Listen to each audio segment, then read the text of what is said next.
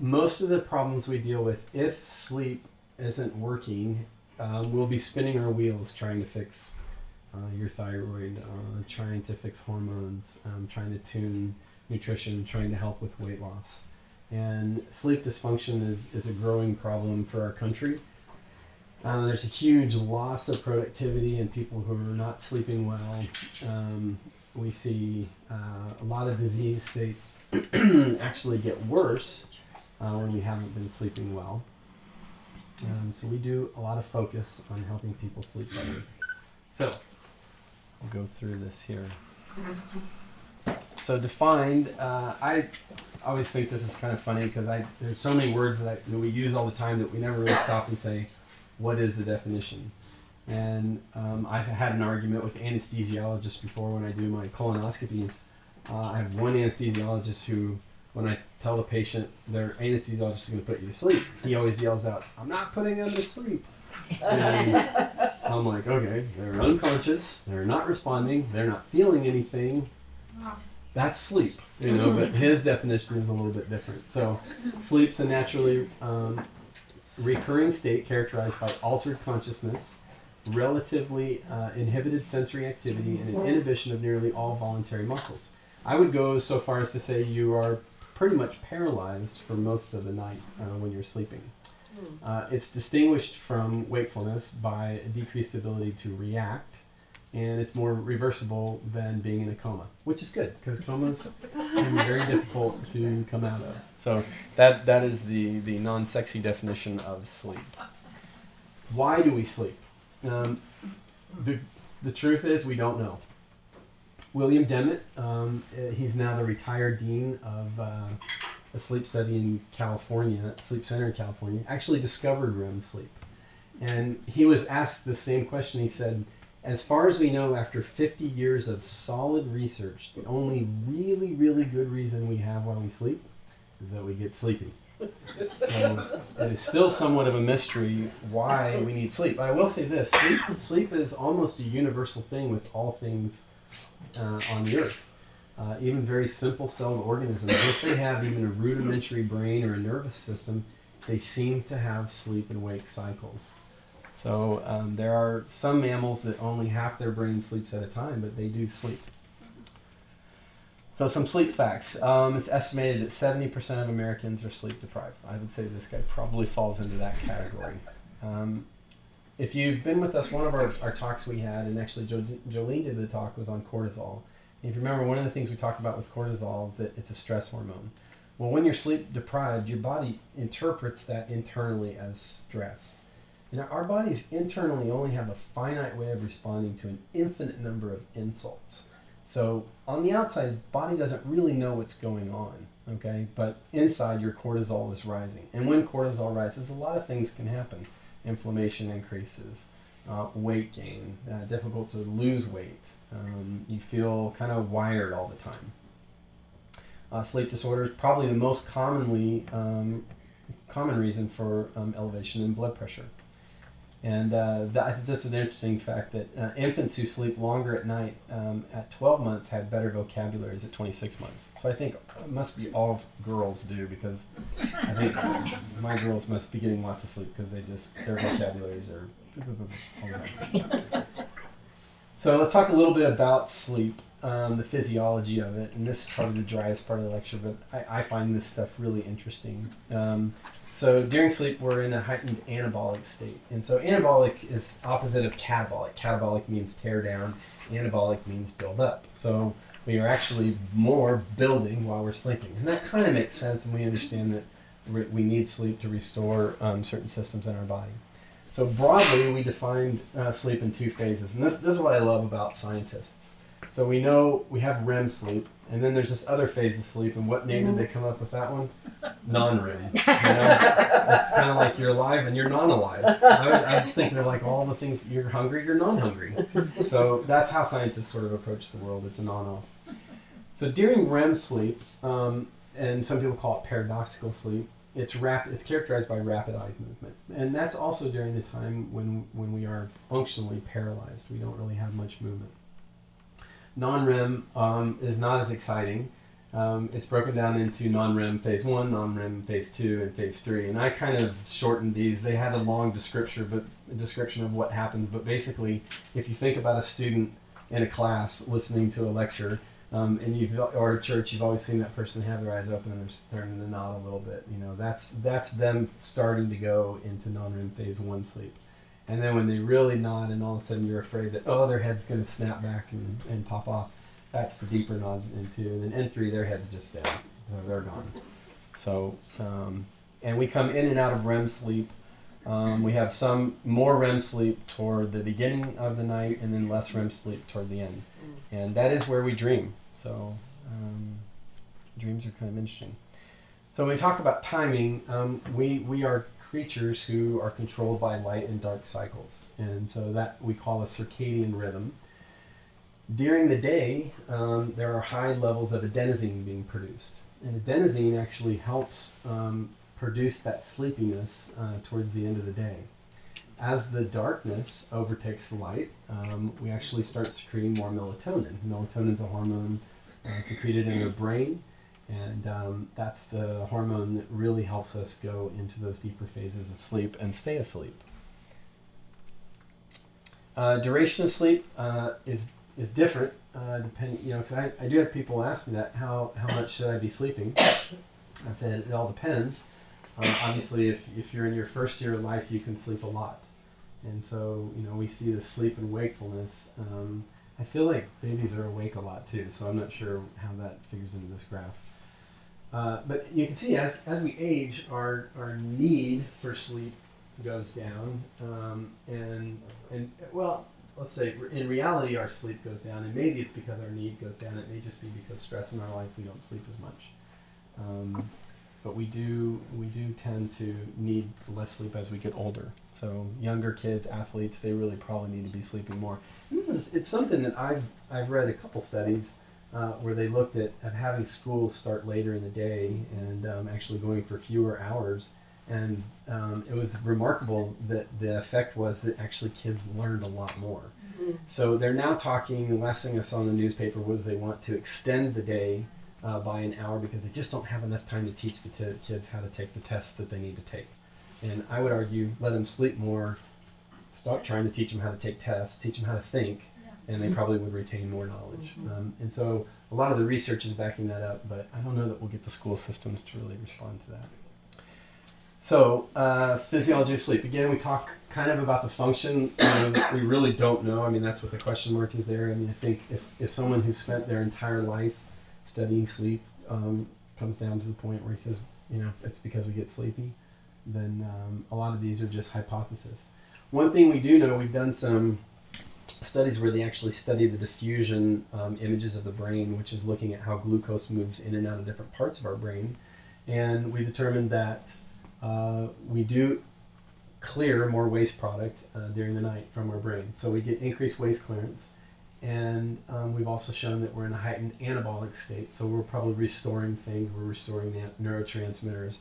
We're restoring certain protein processes in our body that have kind of been depleted during the day. And then wound healing also improves when you sleep. So if they have people who aren't healing very well, they really will tell them they need to just sleep more because that's really when the body takes care of a lot of those processes. Our growth hormone does increase during sleep. So growth hormone is very important for a lot of processes in our body.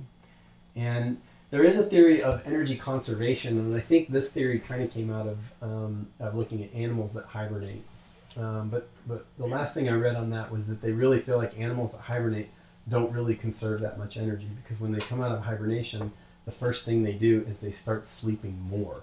So they wake up, but then they have really long sleep cycles that take a couple months. So it's almost like they've come out of hibernation and then they need to catch up on sleep. So again, we probably really don't know why animals hibernate either. And then memory processing. And this is definitely one I think has been proven time and time again for kids especially. There's a study on the college level that looked at students who, they had two groups of students who were studying for a test. And they told one group, study until you feel like you know the material. And the other group, they said, at 9 o'clock you're done, you have to go to sleep, whether you feel like you're ready or not. And the ones that went to bed earlier felt less prepared for the test, but actually did better than the ones that went to bed later and felt more prepared. So again, our bodies do much better at processing what happens during the day. And interestingly enough, when you're presented with new tasks to assimilate and new things, maybe like a new job or you've been moved to a new area and you have to process a lot of new stuff, you will get sleepier. You will have an increased need for sleep. And again, that's probably an adaptive response to your body. Dreams. Dreams only occur during REM sleep. There are things that can suppress the dreams.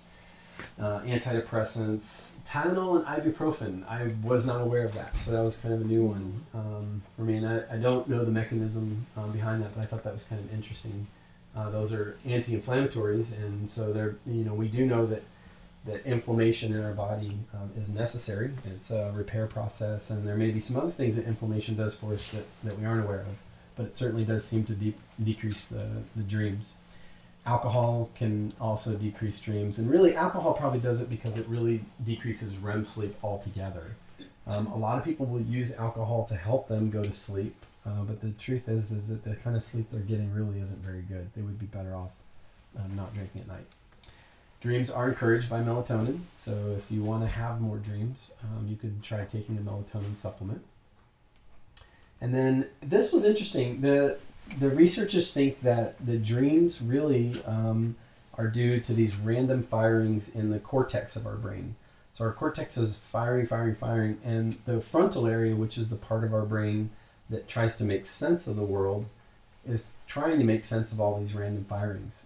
It makes up a story while we're asleep. And so that's why when we wake up and we think, what in the world was I dreaming about? We just have these bizarre dreams. It's probably that our brain is just trying to make sense of random electrical activity. Again, this is one researcher's opinion, and take it for what it's worth. Naps. This is when I shared this fact with Kristen, she was like, "Oh, so we're gonna have a nap policy at work now at 2:00. Everybody takes a nap." I feel like our kids have been in that phase where they go, and then all of a sudden we just find them like passed out on a table somewhere, or literally playing with toys that are passed out. This girl definitely decided that it's nap time. So, how many of you take a nap? Raise your hand if you take a nap. No, so you have fair amounts that take naps. That's good. Yeah, I would love to take naps. I think naps are fantastic. In other countries, napping is actually a pretty common thing. In Italy and in parts of Mexico, that idea of siesta, we as being very productive Americans might look at that and go, "Oh, they're lazy. Look, they got to go home and sleep in the middle of the day." That actually may increase their productivity. They may be able to work fewer hours but be more productive while they're working. I know when I hit 2:00 around here, I'm kind of going in slow-mo. So there was a study that also said that there was decreased cardiovascular stress, and that maybe we could, by taking naps in the afternoon, we may be able to decrease our risk. I think I have a lot of patients who take naps and they feel really guilty about it. They'll say, "I just had to take a nap the other day," and I say, "Great, that's good. I think that's probably what your body wanted. You should embrace that." But they again, I don't know if it's just the societal norm or it's the pressure that you need to be productive all the time. But naps are not a bad thing. So next time somebody makes you feel bad about taking a nap, just send them over here to this slide. So let's talk about sleep disorders. Now that we know what normal sleep looks like, let's talk about some of the sleep disorders that we commonly see. So sleep apnea, pneo is the Latin word for air. So you think of a pneumatic jack or pneumonia. That's where neo comes from. So A before any word means not. So this is not breathing while sleeping. Insomnia is not sleeping. So I would maybe call that an awake disorder. And then sleep state misperception. How many of you guys have heard of this disorder? Anybody? That's good. I actually hadn't heard of it either. I know a few patients that have it now that looking back on it, but I didn't know what it was. So we'll all learn something new. So sleep apnea, how we decide to screen somebody who has sleep apnea is when they really describe sleeping at what we would call an adequate amount of time, let's say 7 to 9 hours, and they wake up and they're still just feeling exhausted. And there's a lot of things that can cause fatigue, and It could be thyroid, it could be your hormones, it could be stress. But one thing that's a big instigator that is not getting enough oxygen at night, and that can also make your blood pressure go up. It increases your risk for heart disease, sudden death. So finding patients that have sleep apnea is really important. So we ask people, first thing we ask them is, do you snore? And if you sleep alone, that can be difficult to know that. But I had a patient, and she was just really smart. She took her phone and she set it to record and she went to sleep. She woke up the next morning, she listened to herself. She said, no, I don't snore. I thought, okay, that's good. Why haven't I thought to tell people to do that before? I usually ask the spouse, and the wife will say, well, he doesn't hear anything when he's sleeping. Freight train could come through there and not wake him up. So you could just record yourself while you're sleeping, and you would know whether you're snoring. Now, light snoring, that's okay. That's not what we're talking about. We're talking about that snoring where the windows rattle, right? You guys have probably all heard that before. But snoring on its own doesn't necessarily mean that you have sleep apnea, but it can be a risk factor for us. So we use that as one of the clues to maybe dig a little bit deeper. How many of you guys have heard about sleep studies? Anybody done a sleep study before? Yeah? What was your experience? Did you enjoy it? No. Going to a lab. So here's what they tell you. When you go to do a sleep study, it's the long name is polysomnography, and that's because they measure chest expansion, they measure oxygen, they measure the sound of you breathing, they measure your heart rate and pulse oximetry. And they do all this in a lab. Now the lab is set up like a bedroom, but it's not your bedroom, right? And so they tell you, hey, we're going to hook you up to all these things. So they put these wires all over you, and they put a band around you, and they put something on your face, and they tell you, just sleep like you normally do, right? And you're thinking, okay, I don't normally sleep with some guy I don't know in the next room who's watching me all night long, and I'm hooked up to all these wires. So this is home polysomnography. And so we've actually partnered with a company called Snap, and they offer an in-home sonographic test. And this is a little bit different device, a different company, but you do this in the comfort of your own home. And instead of doing a one-night sleep study, this company uses 3 nights of data. And so that, I think, increases the sensitivity. We might find those undiagnosed sleep problems. So that's putting on the oxygen sensor, and he's wearing a belt that's going to measure his chest rise and expansion. And then he literally does lay down in his own bed and sleeps as normally as he can. So that is something that we're fairly excited about. So sleep apnea, there's different ways to treat it. For most people, their sleep apnea is probably caused by excessive weight. So we do encourage a healthy lifestyle, losing weight, exercising.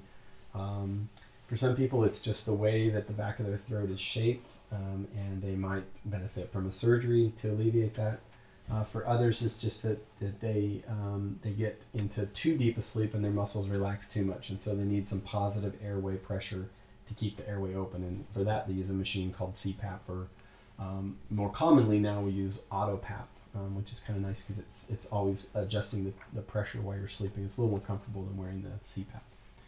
So insomnia. This is probably why most people want to come to the lecture and find out about sleep. How do I do it better? I can't fall asleep. It's defined as a difficulty falling asleep or staying asleep. And the reason it's important is that short sleep's, again, been shown to increase blood pressure, can lead to weight gain, and type 2 diabetes. The sleep difficulties can make these things worse. So depression, alcoholism, and bipolar disorders, kind of a special form of depression where you're sort of have both highs and lows. So the things that can cause insomnia, psychoactive drugs. My favorite psychoactive drug is caffeine. I have, in brief times in my life, gone off of my psychoactive drug, but I just really like having my psychoactive drug in the morning. So caffeine is one. Of course, there are others that people are taking. We have a lot of kids in our society now who are on psychoactive drugs to help treat attention deficit. And so those can, if they're not dosed properly, or if those kids take them too late in the day, it can really interrupt with their sleep. And we don't do very many sleep studies on kids, so I don't know that we really know long-term what some of those stimulants are doing. Withdrawal from anxiety drugs can cause it. So if you've ever taken an anxiety medication and then have to come off of it, you can definitely cause some problems sleeping. That's usually temporary. Heart disease can cause insomnia. That probably has more to do with the stress that you're undergoing if your heart's not working correctly. A deviated septum, so now we're talking about things that interrupt your ability to breathe while you sleep, can definitely make it hard to fall asleep or stay asleep. Restless leg syndrome, another name for it is periodic limb movement. Those disorders are slightly distinct, but they share some overlap. These people describe a need to constantly move at night. And interesting, restless leg syndrome it is commonly associated with an iron deficiency anemia, and most commonly ferritin itself, which is an iron-binding protein. Is that ferritin's low. A lot of times people have restless leg syndrome. We fix their ferritin and their restless leg goes away, and then they start sleeping better. So again, that's just one example of trying to get to the root cause of things rather than saying, oh, you're not sleeping better, well, let's just give you Ambien when you sleep, because we may be missing one of these important causes of insomnia. We want to always kind of peel apart the onion and see if we can get down to the cause of everything. Pain is one that we see a lot. Pain syndromes are increasing in the United States. More and more people are on a pain management program.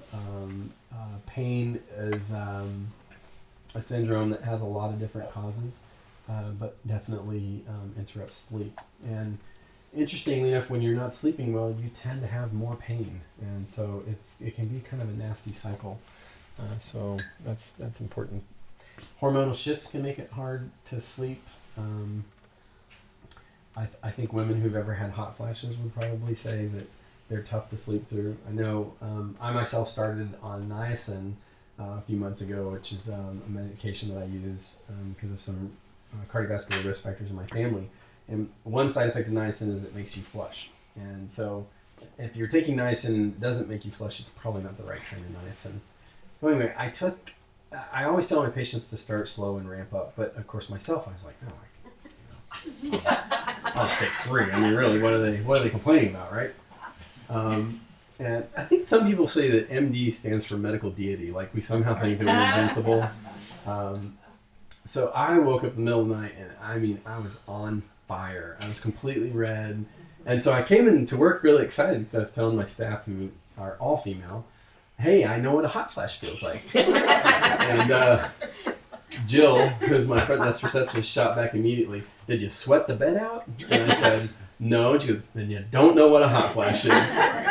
Fair enough. I probably don't know what a hot flash is. But it definitely did feel like a hot flash, and it woke me right up out of sleep. So stress, I don't think we need to say a whole lot about stress, but that can make it hard at night. Heartburn, I've woken up with heartburn before. It's usually from eating pizza too late at night, so I try not to do that anymore. Mental disorders, anxiety, depression, all of them can interrupt our sleep. Disturbance of the circadian rhythm. So this one's actually becoming probably the more dominant reason that we don't sleep very well, is that we've interrupted that light and dark cycle. And we'll talk a little bit more about what light and dark does and how we're really losing darkness. I don't know if you guys have ever gone away from the city and looked back at Wichita. It's like a giant glowing dome all the time over the city.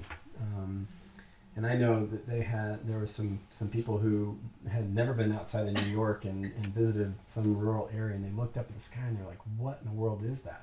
There were stars. They just weren't used to seeing that many of them. So it's pretty amazing what interrupting that circadian rhythm does. Hyperthyroidism, so when your thyroid's producing too much hormone, it can actually make your heart race and make you just kind of jittery all the time. And then abuse of over-the-counter sleep aids can cause rebound insomnia. Exercise actually is good for sleep as long as you don't do it the 4 hours before you need to go to sleep. So we usually don't recommend doing anything intense for up to 4 hours before sleep. And then poor sleep hygiene. Poor sleep hygiene is the person who, they climb into bed and they got the big screen TV in, they lay their head down and they turn the TV on and watch the news. That's not good sleep hygiene. If you're having difficulty sleeping, the first thing I tell people to do is take the TV out of the bedroom.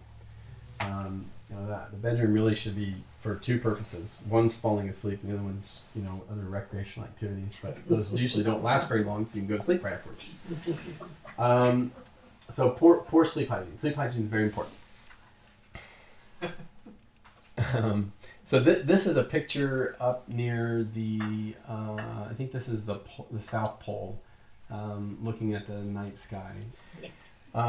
And this is what the night sky is supposed to look like. So we've lost darkness. This is an example of what the satellite map looked like in 1977. So Kansas is right around 1997. Sorry, Kansas is right around here. And this is all, what do they call this? The flyover states? Is that what the? We're in there too. Yeah, we're kind of in there as well. But I mean, look at where the prediction is. Of where we're going to be. I mean, darkness. I mean, there's only going to be a few spaces in the United States where you can go to truly find darkness. So we're losing darkness, and I don't know how we stop that. I know I was in Florida for a conference, and there was one stretch of the highway where at night they made everybody turn their headlights off because it was disturbing the migration of the baby seals or turtles. So the turtles were coming up onto the beach, and instead of heading back out in the ocean, they were wandering all around because of the headlights, I guess. So I don't know if it worked. Hopefully it did. This is another sleep hygiene thing. How many of us do this when we lay down in bed? Okay, I'm guilty of it. I do it.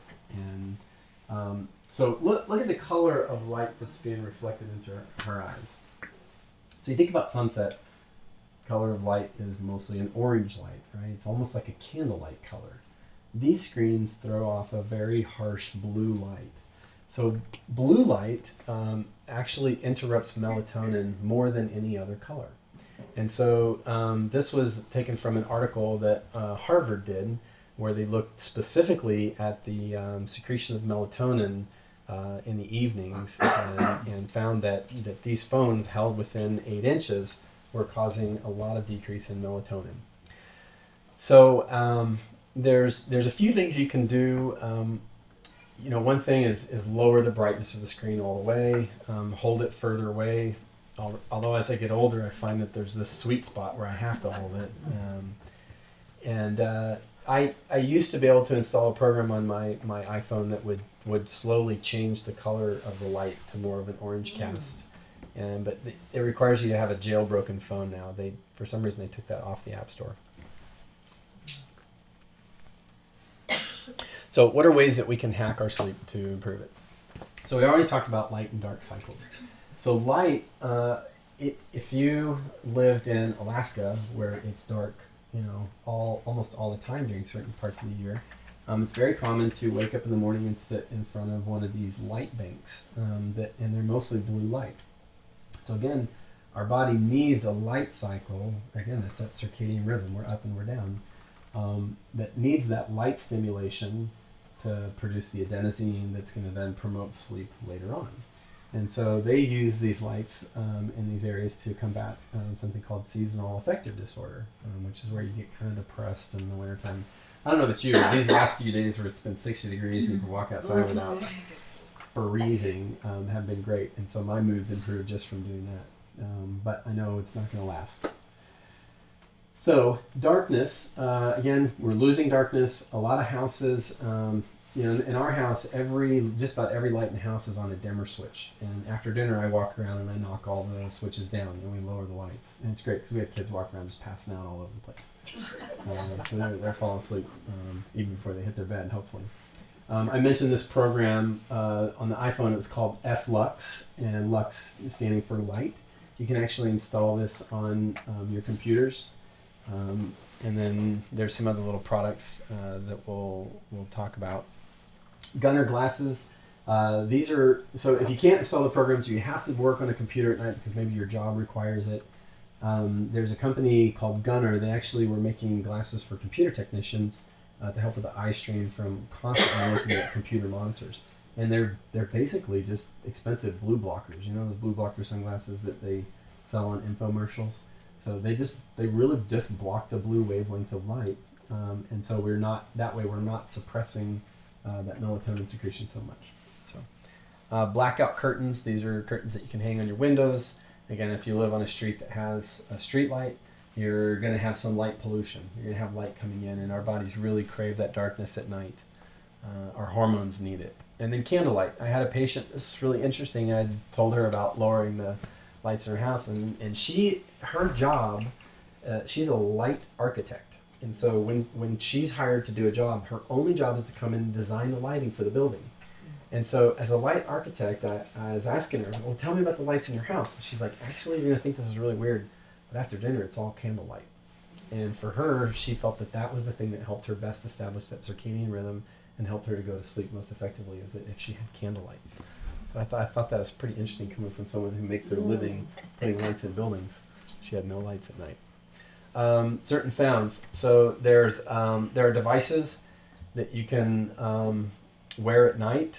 One of them is just a simple earphone that sends 3 megahertz of frequency to your brain that's supposed to help establish these healthy brain waves while you're sleeping. And I'll put links to a lot of this stuff on the website or maybe on our YouTube channel to these products. There's some downloads you can, for $2.99, I think you can download one of these. It's called a binaural audio, and it's been scientifically designed to kind of help promote sleep. So audio entrainment. We have experimented with this little device here. These are glasses. I think they look like they came from the movie The Terminator. They're actually not glasses at all. So there's a bunch of LEDs that are in here, and they are various colors. For the sleep one, I think it's more of an amber color. And then this is a computer controller that will flash different pulses of light. And then there's a headphone that'll plug in here, and you'll hear kind of a throbbing sound, almost like a heartbeat. And the same idea is you're trying to induce this peaceful state in your mind. I've used these before, and they work on me. I don't have any problems falling asleep. I've had patients who say that they've tried them and it didn't help them at all. So some of these things, again, they're kind of on the fringe and they don't always work, but for some people they're very effective. And there's no side effects to using these, by the way, so that's also good. Grounding. Anybody ever heard of grounding before? Yep. So we talked about grounding on some of our rides. So the idea of grounding is that most of us right now are wearing things that insulate us from the earth, and a lot of us are wearing clothing that's an artificial fabric. And so as we're moving, we're building up a static electric charge. And so the theory goes with grounding is that we're constantly building up these positive ions, and we're never discharging them to the earth. And so people who ground, they literally will go out barefoot, or they'll sleep on these mats that have a copper wire underneath them, and then that copper wire goes out of their window and down into a 6-foot spike that goes in the ground. And so they're able to somehow discharge these built-up ions during the day. It sounds really crazy, but there was a study that looked at the rates of arthritis, rheumatoid arthritis, between and they adjusted it for communities that wore artificial, so like rayons and polyesters and things like that, and those that wore cotton and were more likely to be barefoot. And those that walked around barefoot and wore cotton and wool seemed to be less likely to have autoimmune arthritis. So again, that's not a study saying that it's caused by artificial clothing, because that doesn't really. But there is a correlation that doesn't necessarily mean that it's caused by it. But I think the grounding theory is kind of interesting. To me, it seems like a lot of work, but I did find it in several of the sleep papers that we were looking at. This is an example of that program I was talking about, F.Lux. I show this to almost everybody because I think everybody's working on computers at night, and it really does. When you hit the button, you can set different temperatures, but slowly as you go into the evening, the light changes very subtly and you almost can't pick it up. And I have at times, I've been working on presentations late at night where I've been falling asleep on my computer, and I realize it's because I've got this program running, and so I click it off and boom, the blue light's on, and I can get another hour of work in. So this is a very, very effective program. This is kind of interesting. This is an alarm clock that I don't like waking up. I don't like hearing the alarm go off. I like to just be gently brought out of sleep. That's kind of what this alarm clock does, is it just slowly gets brighter and brighter and brighter, kind of like it would do if we were all sleeping outside underneath the sky. And so that's, you can find a link to that, I think, on our website. And you can get all these devices on Amazon. This is a little sleep mask. I think what's neat about this one is it's contoured. So other than the silk pillow ones that I always felt like they're kind of just smashing on your face all night long, this one's actually designed to fit around the contours of your face. That's a $12 sleep mask. So that's something that can help block out both sound and light while you're sleeping. This is that light bank that I was mentioning that that kind of bombards you with light. Those are the gunner glasses that block the blue wavelength. And then this device right here. This one, again, pull up some kind of weird things, and I've never tried it, but it's supposed to create a frequency. You put it underneath your mattress, and it's supposed to mimic the natural frequency of the earth. So again, trying to get us sleeping back on the ground. And again, it may work for some people. It's an $800 device, so I have not tried it. So some sleep tips. Probably the most important thing is to establish a habit. We tell people all the time that it's important to go to bed and wake up at the same time every day, even when you feel like you can't get out of bed because you didn't get enough sleep. Go ahead and do that, because what you're trying to do is establish your circadian rhythm, and you need the wake to be able to need the sleep. You need the adenosine buildup so that you can ramp up to the nighttime when you're going to start secreting the melatonin and go back to sleep.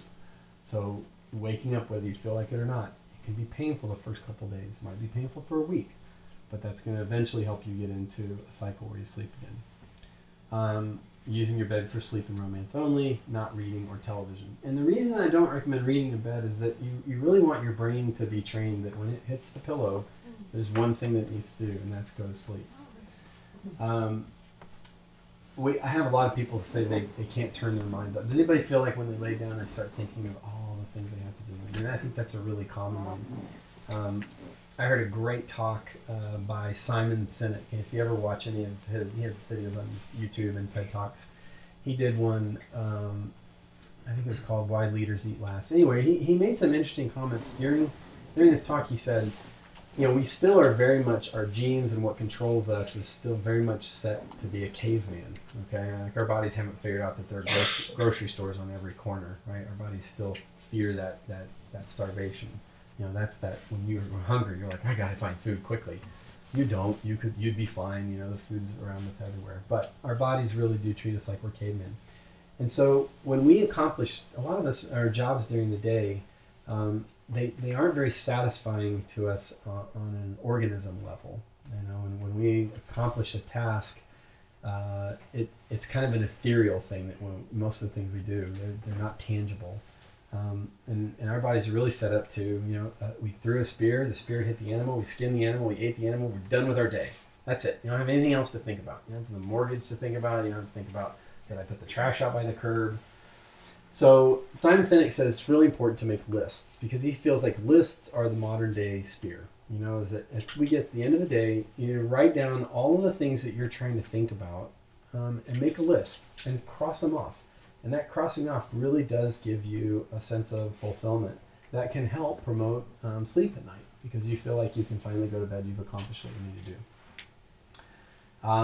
Creating aesthetic environment that encourages sleep, using serene and restful colors. I guess I'm not much of a decorator, but you probably don't want to have a lot of clutter and distraction in the room. Certainly lights that blink or electronics that are on. I mean, even an alarm clock, sometimes the glow from an alarm clock in a really dark room, it just seems too bright to me. So again, creating total darkness. You can use the eye shades or the earplugs. Avoiding caffeine. That some people are very, very sensitive to caffeine, and if they have it any time after breakfast, it seems to keep them awake. And there is a lot of research to say that there are people who are hyper responders to caffeine, and there are genetic tests you can do to actually figure this out. And then there are other people that are probably not hyper responders. I'm one that I could probably drink coffee right before I go to bed and it wouldn't really affect me. But for most people, I recommend them not do that. And then alcohol, I would avoid it altogether if you're having difficulty sleeping, because it really doesn't promote that good REM sleep, that deep sleep that helps restore and makes it so that when you wake up, you feel really rested. Regular exercise is great because, again, we want to create movement. We want to create that awake cycle, get the adenosine built up so that we can have the adenosine promote sleep. Just don't do it too close to laying down. And then eating. Eating a heavy meal right before you go to bed. You have bad dreams, bad heartburn, so bad night. Don't do that. And then, so this is just don't exercise vigorously anyway, before bedtime, because it really kind of puts you into an excited state. So again, write your worries down. A book that we recommend to a lot of patients is called Getting Things Done. And the name of the author escapes me. But in this book, it's really a book about making lists. And he sort of defines the lists as things that need to happen tomorrow, things that need to happen in a week, in a month, sort of, so you can kind of plan out your long-term stuff. And then he has a list for things that he should never have to worry about again. And he writes stuff on there and he throws that list away. But doing that allows your mind to offload a lot of that worry. You put the list down next to your bedstand, turn it over, you're done with it. And it's surprising how many people report back, I'm really able to sleep well when I keep up on my lists. My mind seems to worry less. Taking a hot bath. I really like Epsom salt. Epsom salt probably works because it's mostly magnesium, and we can absorb magnesium into our skin, and that helps promote sleep. You can add a little bit of baking soda in it. It may help promote it crossing the skin. It brings the pH down to a more neutral pH. I think magnesium is another one of our favorite ones that we use a lot. Get a massage. I would love it if someone would come and just massage me to sleep every night. I think the worst part of the massage is when they say it's time to get, it's time to move on. I need a new person in here, because that for me really helps kind of relax me. Warming your middle. So raising your core body temperature can actually help promote sleep. So going to bed with a hot water bottle might be helpful. And I think avoiding things that are going to interfere with your sleep. Certain medications, stimulants, steroids. This time of year, everybody's got colds, and we do tend to see steroid usage go up, and that can really interrupt your sleep. Herbal therapies. Passion flower, you can use up to 320 to 480 milligrams of that. Valerian root extract, and again, that's in our Natural Z's. That one have valerian and passion flower in there. I think both is in that product. And so that can be really helpful for some people. Probably my favorite is the magnesium though. And I think I like it because it's an elegant fix for a lot of things. Most of us are probably not getting enough magnesium in our diet. It leads to muscle fatigue. It can lead to muscle pain. It can lead to a hyperexcitability or an anxious state. And if we have a really good form of magnesium, it can help us relax at night. Glycinate's probably the best one studied for this. All magnesium has to be absorbed in a salt, unless it's a chelated magnesium. Most magnesium that you find in the store is magnesium oxide. Magnesium oxide is very poorly absorbed. About 4% of it gets in your body. So if you're taking 400 milligrams of magnesium oxide, you're getting about 16 milligrams of that in. So it's not a whole lot. Glycinate, malate, tarate, citrate, any of those magnesiums probably get absorbed more readily. Again, you can put magnesium on topically in the form of a lotion. You can do it as a bath. You can take it as an oral supplement. But I usually tell people to start with taking magnesium when they have difficulty falling asleep or when they're anxious. All right, questions?